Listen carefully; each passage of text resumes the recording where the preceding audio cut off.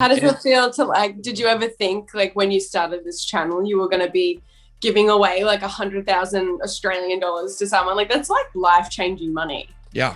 Yeah. No, I never thought at all. Like we're so far beyond my wildest dreams for what this could be, but I'm proud of it. Like I'm proud. Like there were times I wanted to quit and nobody watched my channel. And it was just like, that's why like moments like this, like when I became the biggest channel and the moments like this, like I get real emotional thinking about it. Like my life could have easily gone a different way. I could have easily quit and said like, this just isn't working. Nobody's watching, nobody likes my channel. I'd go do something else or I'm appreciated. And it's like, the hard work, it just over time, it happened. And now we're like on the cusp of doing really great things. BitSwap is the hottest new way to trade tokens. Crawling all the top decentralized exchanges, BitSwap will get you the very best price and value for your trades. BitSwap is changing the game. Try it now at bitswapdex.com. Welcome to BitBoy Crypto, the largest crypto channel in all the interwebs. My name is Ben. Every day on this channel, I show you how to make money in crypto. If you like money in crypto, make sure to hit that subscribe button. Today, I'm bringing you guys another video with Ellie Gonzalez, a model from Australia who is learning about crypto, and she's getting to be quite good. This is our show, Wrapped Weekly, with Ellie, where we go over all of the happenings of the week. Let's go ahead and jump into this video and find out what happened this week. All right, guys, I'm joined, as always, by Ellie. She's becoming an expert. That's what I know. But she comes every week and asks us questions about what just happened, and then we're going to wrap it up for you guys so you guys know the important things that occurred this week in crypto. So, Ellie, first and foremost, welcome to the channel. And then, of course, secondly, what happened this week? Crazy week in crypto. Like it was insane to watch what was going down. Yeah. And it's like we're looking at the top 5 gainers of the week as we usually do. And I was looking on there and Shiba came up and I saw the percentage that it cracked. It was like 826% on like top 5 gainers this week. Firstly, we'll get to the other ones later, but what the heck is Shiba and like why did it make that massive gain this week? Yeah, so this is one of those that's kind of a head scratcher. It's like, how can a coin go from being in complete obscurity to in the top 20? I think it broke into the top 20. I think it hit number 18 or 17 at its peak. On CoinGecko is actually showing it at like number 13, which was absolutely unreal to see that happen. We also had another project that debuted in the top 10 this week, which, we might talk about at some point. But the thing is this just a meme coin? It's a Dogecoin fork, they say, but it's an ERC20 built on Ethereum. And they were saying that Shiba was getting so popular with trading that it actually started clogging the Ethereum network. And a lot of reason why the gas fees got so high again this week was because of Shiba. So basically the narrative is this: Dogecoin, it's nearing the end of its pump. Everybody pile into Shiba. And so a lot of the money supposedly is flowing from Dogecoin to Shiba. But the only thing is, one of the reasons that Dogecoin pumped so hard and did, it's one of the biggest gainers in the top 100 out of the last year, if not the biggest one, is that it had a lot of liquidity on like Robinhood. And it was the GameStop crowd and the Wall Street Bets crowd. And so what we're seeing is either one of two things with Shiba. Either we are seeing that Shiba's market cap has been faked, and that it's not really being traded as much as people think it is. It's being wash traded. People are buying large amounts to make it look like there's a lot of volume, so more people will buy it. And of course, as most of these meme coins, the people who own the largest amounts, they're the smallest percentage. They're the people that got in the very earliest. So the small few people that, bought at the beginning, they stand the most to gain by these pumps. But the interesting thing is that the other possibility is that the Wall Street Bets crowd, the GameStop crowd, the Dogecoin crowd that came in from traditional markets, not from crypto really, that they actually are now advanced to the point where they know how to use Uniswap. Maybe this is real and they're all just going over to Uniswap. Maybe we no longer need the liquidity of Robinhood or some of those traditional ways of investing. So that could be something we're seeing. It's probably one of those two things. But ultimately, like we talked about with Dogecoin, like There's opportunity to make money, but what is it really doing? Shiba isn't really doing anything. It's not solving any problems. We had the big story when the price dropped. The Vitalik Buterin actually sold all of his Shiba. His Shiba was given to him for free from people in that community because they wanted to be able to say like, oh, look, Vitalik Buterin, the creator of Ethereum, owns it. And he sold all of his and he gave it to charity. That had a big, downswing on the price. And it just shows how volatile this is when you're really just playing with pure hype and speculation. Yeah, really interesting. And there was like a couple of other Polygon. I know sort of what that is. Yeah. But we had Revane. I think that's how you say it. Yes. Arweave, and is it Huobi token? Yeah, Huobi token is basically very similar to Binance Coin. Huobi is an exchange, and they have a token. KuCoin has a token. Binance has a token. OKX has a token. Bitfinex has a token. A lot of these have tokens that give their users incentive for using the tokens to, make trades on those exchanges. So we've seen a lot of these exchange tokens kind of go through cycles. And so since Binance Coin has been pumping, Huobi Coin has had, a pretty good run as well. Yeah, well, it's going to be really interesting to look back on Shiba in like a week's time and see how it's doing. And like, in relation to gas fees, actually, I did want to talk about the environment today. I know that you are incredibly passionate about this topic, and most notably, Elon Musk suspended, using Bitcoin to buy Tesla. I do think it is like a not something to be dismissed, but I also think it's important to actually acknowledge that, we do have to start somewhere, like we did with cars, like we did with electricity, like we did with all of these things that came up, the internet, everything, all those things have an environmental impact, but they have progressed. We all start somewhere. Yeah. And, the same stands for crypto. What can the actual crypto community do to minimize their environmental impact? Let's start with this. Are you very passionate about the environment? I assume you probably are. Definitely. I think, we all have a responsibility to minimize our carbon footprint and take care of our world, because it's going to bloody implode one day if we don't. I do. Like, I definitely do. So you and I probably individually, we don't probably impact the environment that much, right? On an individual level, almost none of us do, right?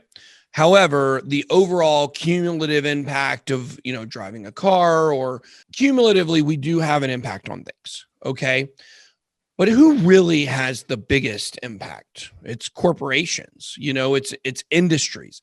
The thing that drives me crazy, and why I call people that just like get sucked into this environmental stuff, I call them sheeple, is not because I don't believe there are environmental problems. There certainly are.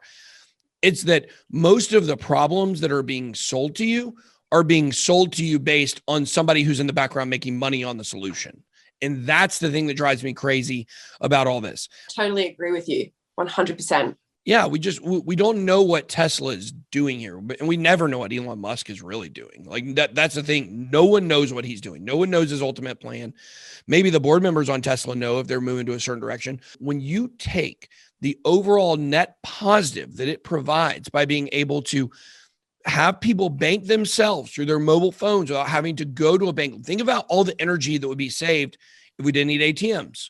Think about all the energy that would be saved if we didn't have people having to drive back and forth to the bank. What about the operational costs of banks in New York City and all of the biggest cities in the world? And the printing of money, which we would no longer need. The quicker the technology is going to grow, and the less of environmental impact it's essentially going to have, really. Yeah, and plus it's decentralized, so you can't shut it down. So it makes more sense for us to learn better ways to have mining be cleaner energy, or, like Ethereum moving over to proof of stake, because you don't hear people talking a lot about Ethereum because, it is switching to proof of stake. They are doing something to solve that problem with mining. So, but I think with Bitcoin, ultimately, I thought it was when you sent me an email and we were talking about what we were going to talk about on the show this week, I thought it was such a great point that you made, talking about how hey, Tesla's been given the room to be the room and the right to be able to learn over time how to make things better and cleaner. Why are you not giving that to Bitcoin? Like you're saying, we're over time, we're going to make things better and better and better. We're going to use less coal. We're going to do this. But Bitcoin, right now it uses a lot, so everybody stay away from it. Like, it just doesn't make sense. I thought And that was it's a great the, point like you it's the made. same with the internet as well. Yeah. The internet started somewhere, and I think it's so hypocritical. People are jumping on and they're being like, oh, cryptocurrency is so bad for the environment, but they're literally writing that from their phones while they're on the internet.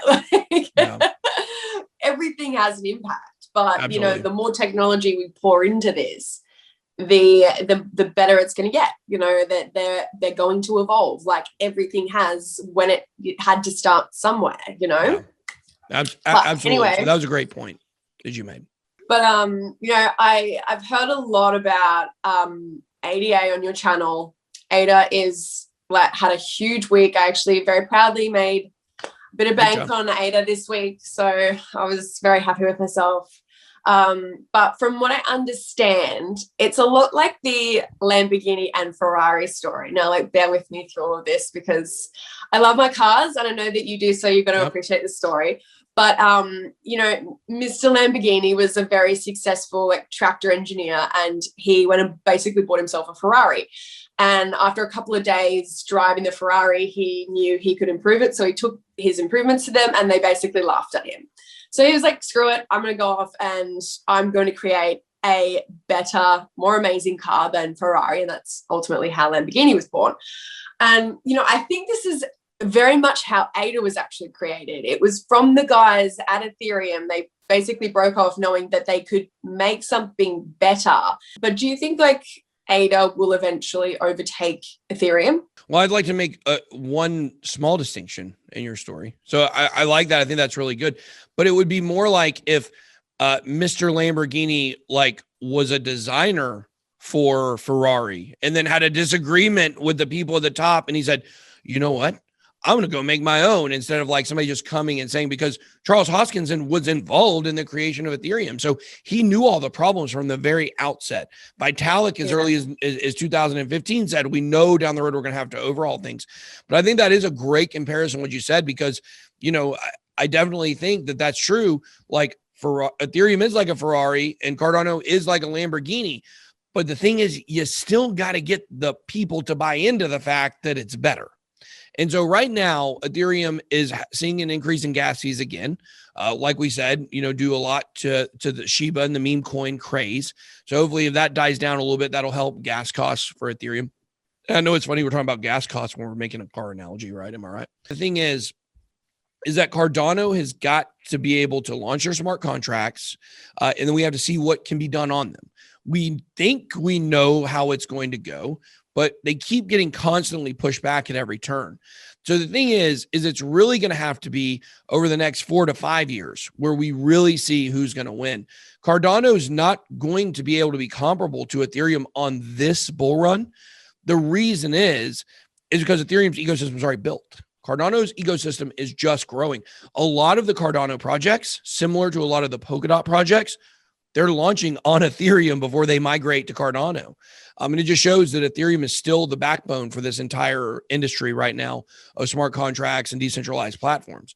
So I definitely think it's also important to point out that Ada is Cardano for people who are watching this, who are also beginners, who are going, but wait, what is Cardano? Because that was what I used to do. I'd be like, wait, but why are you calling it this? And what is this? And what does this mean? So Ada is Cardano. It is the ticker symbol. Ada is the ticker symbol. It's the coin. Ada is the coin. Cardano is the platform. But it gets a little more confusing because the name of the project is Cardano and then the ticker is Ada, but they serve different purposes. It's kind of one of those crypto nerdy things. But that's a great point. That's why I love doing the show with you, because you bring that beginner's perspective with stuff that I don't think about. So great point. But I definitely believe over the next 4 to 5 years, we are going to have a fight on our hands. And it all boils down to this. Will Ethereum 2.0's rollout in the next 2 years have such a big impact on the gas fees and the congestion of the network that it basically solves the problems and makes the Ethereum transaction costs comparable to what we see like with Binance Smart Chain, where it's like 100th of the price? So if it's not able to really compete on the price point scale for transactions, then we'll definitely see Cardano have a big role to play in maybe being the top smart contract platform. So for these ecosystems is going to come down to a business decision by other projects, like which one do you want to use? Which one do you think will win? There's probably actually just a thin margin of difference between them. And Cardano's got a lot of room to make up, but definitely Cardano, in my opinion, is the number 2 competitor to Ethereum. Yeah, Daisy told me this morning, she whispered in my ear and she's like, tell everybody that they need to buy ADA this morning. You can't sue a dog. That's what I know. And our dog in the office is named Ada. Oh, really? Yeah. That's well, I'm definitely going to, I think the next dog that we get, we're definitely going to call it something crypto based. Yeah. You can get a little bit boy.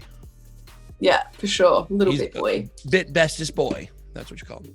So, all right, Ellie. Well, I think that's gonna wrap it up for this week. We cover a lot of different topics: Ethereum versus Cardano. We've talked about Shiba, meme coins. We talked about the environment, Elon Musk. Thank you as always for joining us. Anything you want to add for today? Yeah, I think I just want to add, don't be afraid to get involved in crypto. I think there's a lot of people out there who still sit there and and ah about it and they get a little bit scared. But, I think just jumping into it and even just putting $100 in and just testing the waters and trying it out. And, I started using CoinSpot, which was extremely safe for me. And I've really enjoyed using that platform recently. So yeah, I think just not being afraid to jump into something that is new. I know it's like so scary because I felt the same way, but just do your research, educate yourself, learn as much as you possibly can. And, it's not financial advice at all, but, do your research and it's really enjoyable. Like I really enjoy learning more and more about crypto every day and looking at my CoinSpot account and watching it go up. It's really fun. So just don't be, I think, afraid to get involved and to do something with it for sure. Well, I think people are getting inspired by watching you, how fast you picked up on everything, how fast you've learned everything. We actually, on our live stream this week, on our 1 million subscriber live stream, we asked, what was your favorite moment on the show? And your name actually came up a lot of times. A lot of people really enjoyed the series we did together, The BitSquad Loves Ellie. Yeah. That's so nice. That's so nice to hear that. Well, I'm glad that people really like this little wrapped weekly videos that we do and all of our crypto for beginners videos. But yeah, it's awesome. I seriously I look forward to this every week. So thank you for having me on this channel continually and talking about all of the greatest things. And congrats, 1 million. Yeah. Thank you everybody. Thank you, Ellie. And thank you to everybody that watched this video. It's been a great week for us here at the channel. Interesting week in crypto. Next week, we're going to bring you another video where we're going to talk about all the crazy things that are coming up this week, which, who knows? We might get more Elon Musk news. We might get more Dogecoin news. We might get more Cardano news. We'll just have to see how the week shapes up. Guys, make sure to drop your comments down below and let us know how you like this series. That's all I got. Be blessed. BitBoy out.